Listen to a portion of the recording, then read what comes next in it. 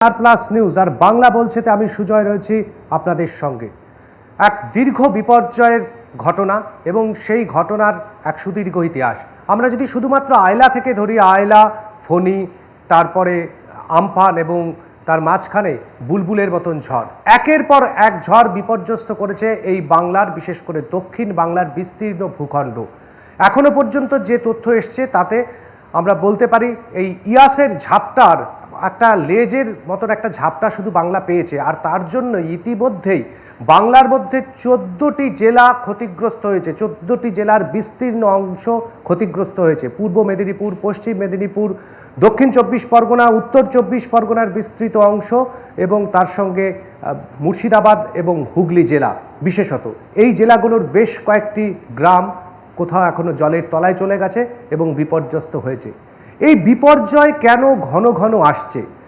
নিশ্চয়ই বিশ্লেষকরা, যারা বিজ্ঞানী রয়েছেন, যারা পরিবেশবিদ রয়েছেন, যারা আবহাওয়াবিদ রয়েছেন, তারা তার কার্যকারণ খুঁজবেন। আর আমরা সেই বিচার বিশ্লেষণ এবং তাদের সেই কথাকে আপনাদের সামনে তুলে ধরব আজকের এই অনুষ্ঠানে। দুজন বিশেষ অতিথি রয়েছেন, তবে তার আগে আরও একজন বিশিষ্ট আবহাওয়াবিদ, তিনি আজ আমাদের স্টুডিওতে এসেছিলেন। কিছুক্ষণ আগেই তার একটি অনুষ্ঠান আপনারা দেখেছেন, সম্প্রচারিত হয়েছে।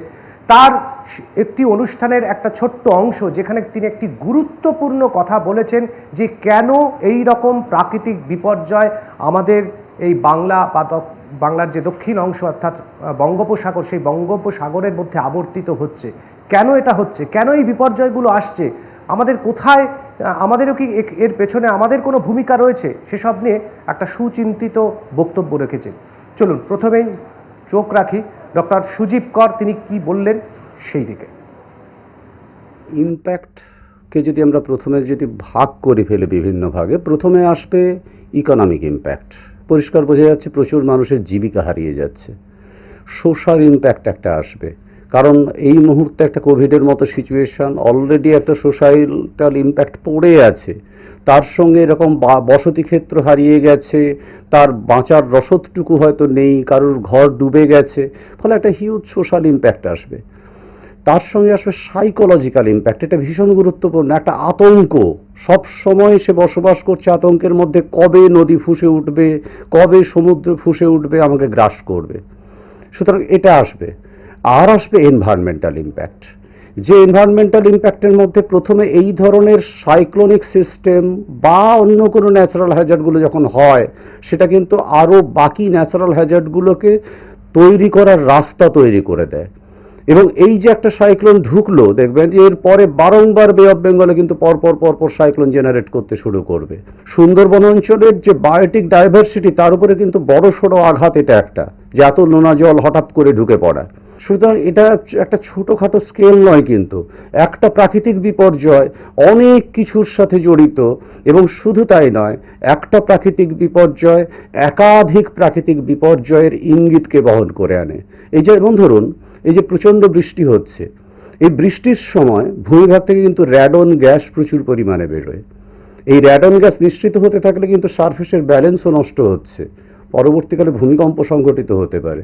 আপনারা বহু জায়গায় খেয়াল করে দেখবেন, উত্তর পূর্ব ভারতে কন্টিনিউয়াসলি বৃষ্টি চলছে লাস্ট 3-4 দিন ধরে। গতকাল মায়ানমার সীমান্তে 2খানা ভূমিকম্প হয়েছে, মণিপুরে 1খানা ভূমিকম্প হয়েছে, আসামে 1খানা ভূমিকম্প হয়েছে। সুতরাং এরা সবাই কিন্তু ইন্টারলিঙ্কড।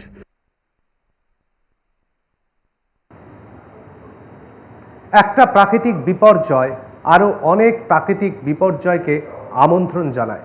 ডক্টর সুজীব কর তেমনটাই ব্যাখ্যা করলেন এবং যেখানে তিনি উদাহরণ দিলেন আমাদের এই যে উত্তর পূর্ব ভারত, সেই উত্তর পূর্ব ভারতে এই ঘন ঘন ভূমিকম্প হওয়ার পিছনে যে কারণ, সেই কারণটাও তিনি একই সঙ্গে বললেন।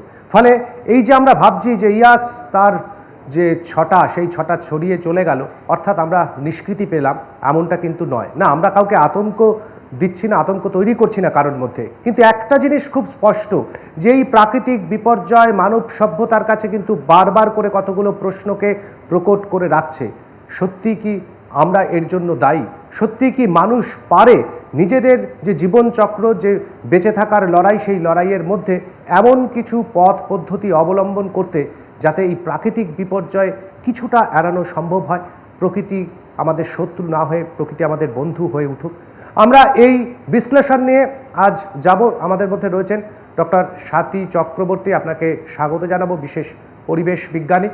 আমি একটু আপনার কাছ থেকে আলোচনাটা শুরু করতে চাই যে একজন পরিবেশ বিজ্ঞানী হিসেবে আপনি কি মনে করেন যে এই যে বিপর্যয়, যা প্রাকৃতিক বিপর্যয় বলে আমরা সবাই জানি বা বলিও তাই, কিন্তু এই প্রাকৃতিক বিপর্যয় কি সত্যি এর কারণে শুধু একমাত্র প্রকৃতি দায়ী? এর মধ্যে কি আমাদের কোনো অংশগ্রহণ নেই?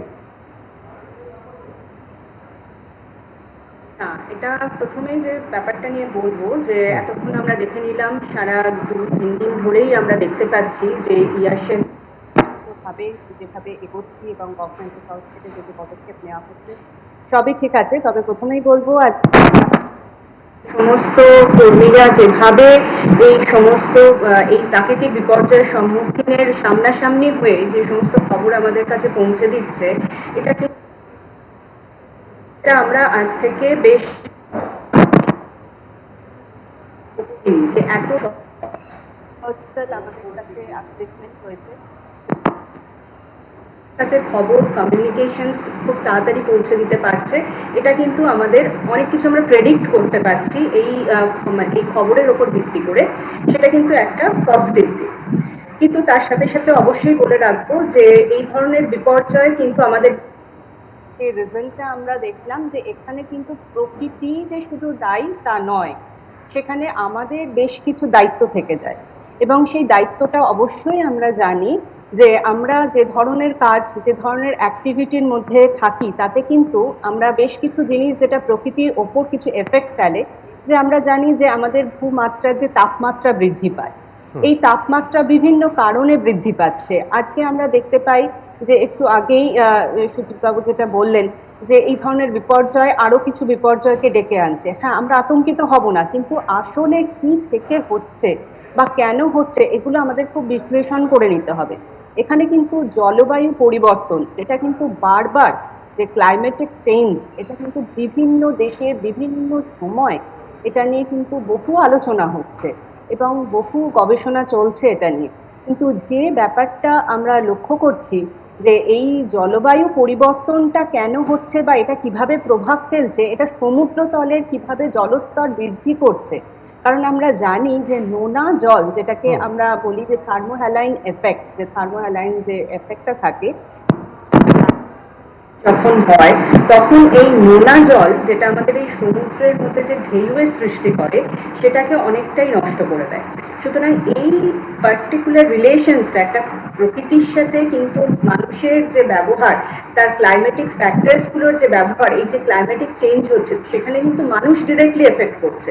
কারণ মানুষ কিভাবে এফেক্ট করছে, এখানে আমরা দেখছি প্রচুর গাড়ি যাচ্ছে, সেখান থেকে ধোঁয়া বেরোচ্ছে, সেখান থেকে বিভিন্ন ধরনের গ্যাস আমাদের বাতাসে এসে মিশছে, একিউআই ইন্ডেক্স বাড়ছে।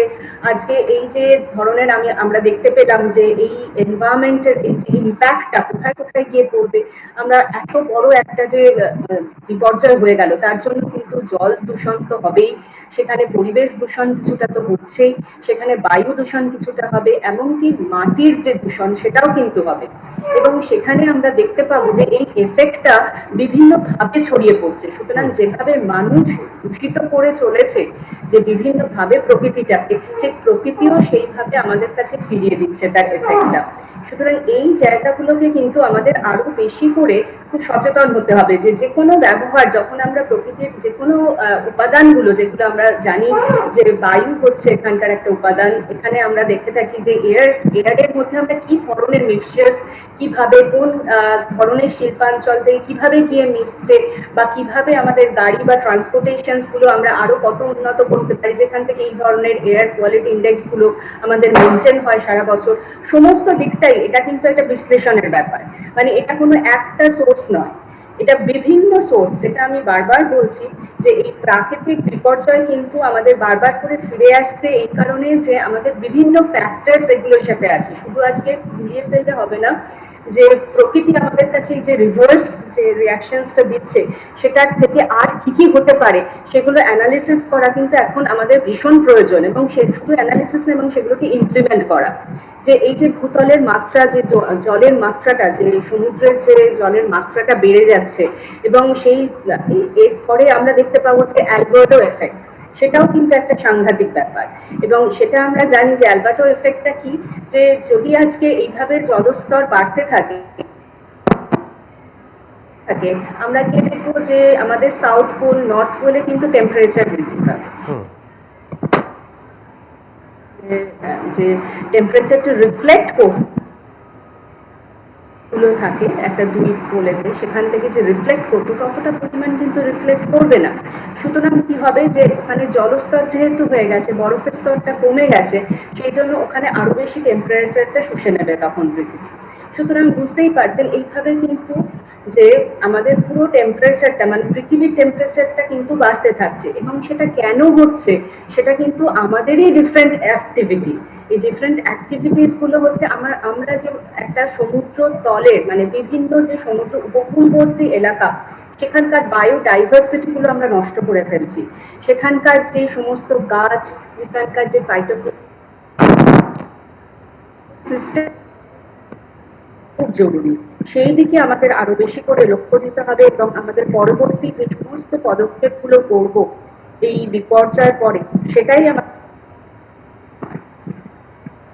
একেবারে ডক্টর চক্রবর্তী, একটি বিষয় খুব গুরুত্বপূর্ণ হয়ে উঠেছে বিগত কয়েক বলতে পারি দশক ধরে, যে সেটা হচ্ছে কার্বন ফুটপ্রিন্ট। এই শব্দটি এখন সামনে চলে এসছে, এবং এই কার্বন ফুটপ্রিন্ট যেটাকে বলা হচ্ছে, এর উপর দাঁড়িয়ে কোন দেশের প্রকৃতি আসলে কতটা সুস্থ রয়েছে, কতটা নিরাপদ রয়েছে, সেটাকে একটা পরিমাপ করা হচ্ছে। আমরা কি তাহলে বলতে পারি যে এই যে নগরায়ন এবং সেই নগরায়নের মধ্যে একটা সুচিন্তিত প্ল্যানিংয়ের অভাবে আমরা কখনো কখনো প্রকৃতিকে রুষ্ট করে ফেলছি, অসন্তুষ্ট করে তুলছি, এটা কি বলতে পারি আমরা? এখানে প্রশ্ন মানে এটা সাধারণ মানুষের কাছে মনে হতে পারে যে সত্যি যদি আমাদের নগরায়ন হয় তাহলে কি কার্বন ফুটপ্রিন্ট বাড়বে। সুতরাং আজকের থেকে আমরা আগেকার দিন থেকে কিন্তু এখন অনেক বেশি এক একটা বাড়িতে অনেক বেশি গাড়ি আছে, অনেক তাদের একটার পর থেকে চারটে ফ্ল্যাট আছে, প্রত্যেকটা মানুষের প্রত্যেকটা ফ্যামিলিতে এটা বেড়েছে। সুতরাং এই সংখ্যাটা মানুষের কিন্তু সামাজিক যত উন্নতি হয়েছে তার সাথে কিন্তু নগরায়ন বাড়বে, এটা নিতে পারি ভাবে আমরা সেগুলোকে ক্যালকুলেশনস করতে পারি। এই ধরুন আমাদের খুব কাছাকাছি কলকাতার যেহেতু কাছেই আমরা জানি যে একটা ওয়েটল্যান্ড সিস্টেম আছে, এই ওয়েটল্যান্ড সিস্টেমের মধ্যে যে পরিমাণ আমার গাছের সংখ্যা আছে সেই জায়গাটা কিন্তু কার্বন সিকুয়েস্ট্রেশন করতে হেল্প করে। সুতরাং এই ব্যালেন্সিংটা দরকার, যে কার্বন ফুটপ্রিন্টটা যেটা বাড়বে সেটা কিন্তু কার্বন সিকুয়েস্ট্রেশন মানে গাছটা সেই পরিমাণ কার্বনটাকে শোষণ করে নিতে পারবে। তার মানে আমাদের আর্টিফিশিয়াল ল্যান্ড বাড়াতে হবে, যেটা আমরা দেখেছি যে পুনে এবং বিভিন্ন জায়গা, মানে আমি যদি ইন্ডিয়ার মধ্যে দেখে থাকি যে মহারাষ্ট্রের এই জায়গাগুলোতে কিন্তু পুনে হোক মুম্বাই হোক, তারা কিছু কিছু স্টেপস নিয়েছে যে আর্টিফিশিয়াল ফরেস্ট। এবং আপনাকে আমি আরো একটা তথ্য দিই, যেটা কিন্তু আমাদের সাউথ আমেরিকাতে একটা পার্টিকুলার একটা ইলেকট্রিসিটির একটা প্রজেক্ট হচ্ছিল, এবং সেই ইলেকট্রিসিটি প্রজেক্টের যে মানে পুরো স্যাংশনটাই হয় এটার উপর আর্টিফিশিয়াল, কারণ এই যে এই জলবিদ্যুৎ প্রকল্পটা যখন হবে সেটা থেকে যে পরিমাণ দূষণ হবে, সেই আর্টিফিশিয়াল ফরেস্ট সেটাকে রিলেভেন্ট মানে সেটাকে পরিপূরক হিসাবে মাপার একটা মানে একটা জায়গা করে দিন। সুতরাং এই ধরনের প্রকল্পের মধ্যে আমাদের আসতে হবে। দেখুন আমরা নগরায়ন থেকে পিছিয়ে গেলে হবে না, আমরা স্মার্ট সিটি স্মার্ট রুরাল গ্রাম তৈরি করছি। সুতরাং কার্বন ফুটপ্রিন্ট আজকে মানুষের পরিসংখ্যান মানে সংখ্যা বেড়েছে, আগের যদি আপনি 2011 এর যদি আপনি পরিসংখ্যান নেন, এখন কিন্তু মানুষ প্রচন্ড ভাবে, সুতরাং এই জিনিসগুলোকে তো আমরা আটকে দিতে পারি, বেশি ভাবে লক্ষ্য করতে হবে আমাদের নগর শোষণ করে নেওয়ার কি অল্টারনেটিভ টেকনোলজি আমরা আনতে পারছি বা কিভাবে সেইগুলো ইমপ্লিমেন্ট করছি। শুনুন এটা খুব দরকার, এই জায়গাগুলো আমাদেরকে কিন্তু আরো বেশি করে ভাবতে হবে। এবং এই ধরনের বিপর্যয়টা যখন হয়ে গেছে, আমরা যখন এই বিপর্যয়ের মধ্যে দিয়ে যাচ্ছি, সুতরাং এর পরবর্তী যে জায়গাটা সেখানে আমার কি কি ধরনের ইম্প্যাক্ট ফেলতে পারে সেটা অ্যাসেস করাটা খুব ভীষণভাবে এই মুহূর্তে দাঁড়িয়ে আমার মনে হয় এটা খুব জরুরি। আজকে যে কোনো জায়গা হোক না কেন, সেটা হতে পারে আমার পূর্ব মেদিনীপুর, পশ্চিম মেদিনীপুর, দাঁড়িয়ে থাকে কিছু কিছু লোকেরা সেখানকার মাছ বিক্রি করে বেঁচে থাকে, সেখানকার লোকেরা বিভিন্নভাবে সেই জায়গায় মধু আহরণ করে বেঁচে থাকে। সুতরাং সেই যে জায়গাগুলোর যে এক একটা অর্থনীতির যে ডিপেন্ডেন্সি, তাকে অল্টারনেটিভ অর্থনীতির যে জায়গাটা, সেই জায়গাটা তুলে ধরতে হবে।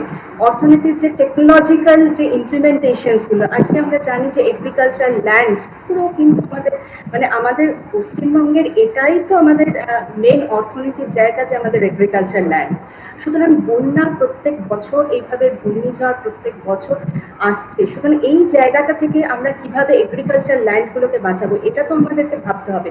এই জায়গাটায় কিন্তু আমাদের ইনোভেশনস দরকার, এবং সেখানে আমরা কি করে আরো এই ধরনের স্ট্রেস রেজিস্ট্যান্স প্ল্যান বা এই বন্যা কবলিত জায়গায় কিভাবে এই যে ধানের জমি আছে ধরুন, বা সেই জায়গাগুলোতে আমরা দেখতে পাচ্ছি যে আজকে দীঘার মতো জায়গায় সেখানে পুরো নারকেল গাছের উপর দিয়ে জল যাচ্ছে, সুতরাং কত ফুট উপরে জল উঠছে। এবং সেখানে আমরা জানি যে এরকম কিন্তু যে শুধু ইন্ডিয়াতে হয়েছে তা নয়। আপনাকে একটা তথ্য দিই যে নেদারল্যান্ড বলে একটা জায়গা আছে, সেখানে কিন্তু জায়গাটার একদম সমুদ্র তীরবর্তী যে জায়গাগুলো, সেগুলো কিন্তু একদম সমুদ্র তলের থেকে অনেকটা নিচে থাকে। সুতরাং এই সমুদ্রতলের জল তাদেরকে প্রত্যেক বছর বন্যায় ভাসিয়ে নিয়ে যায়, এবং সেখানে কিছু ইনোভেশনস তারা এনেছে, সেটা বিভিন্ন পদ্ধতি সেগুলো ইমপ্লিমেন্ট করছে। এইগুলো থেকে কিন্তু আমাদেরকে আরো বেশি ভাবে ভাবনা চিন্তা করতে হবে। একেবারেই সবুজের কথা ভাবতে হবে, অল্টারনেটিভ ভূমি, সেই ভূমিকে নির্মাণ করতে হবে। ডক্টর স্বাতী চক্রবর্তী তিনি অন্তত সেই রকম একটা পরামর্শ দিচ্ছেন যে নগরায়ন তো থাকবেই, নগরায়ন এক ধরনের অনিবার্যতা। সভ্যতা যত এগোবে তত মানুষকে তো নগরায়নের পথে যেতেও হবে, কিন্তু সেই নগরায়নের মধ্যে কি করে আমরা আমাদের ভূমির পরিমাণ, কৃত্রিম ভূমির পরিমাণ কিছুটা বাড়াতে পারি, কিছুটা সবুজ দিয়ে ঢেকে দিতে পারি, তার একটা ব্যালেন্স করা, তার একটা ভারসাম্য বজায় রাখাটা এই মুহূর্তে মনে হয় খুব জরুরি হয়ে পড়েছে। তার কারণ এই যে বিপর্যয়, সেই বিপর্যয়কে যদি আমরা রুখতে না পারি, এই বিপর্যয়ের কারণেই হয়তো আমরা আগামী দিনে একেবারে ধ্বংসের পথে এগিয়ে যাব। আবারও বলছি, আতঙ্ক দেখানোর জন্য নয়, বরঞ্চ আমরা প্রত্যেকে সচেতন হই।